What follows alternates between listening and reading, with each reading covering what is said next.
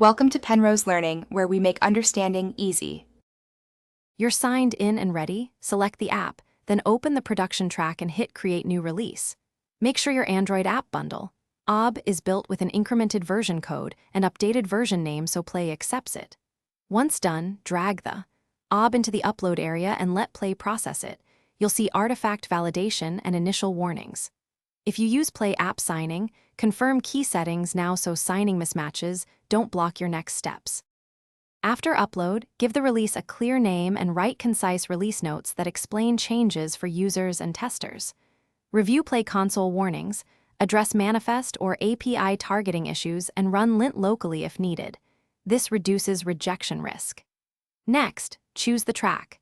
Use internal for fast checks, closed for selected testers, open or staged rollout for gradual exposure. Make sure feature flags and remote config are set for the chosen cohort, so changes behave as expected once users receive the update.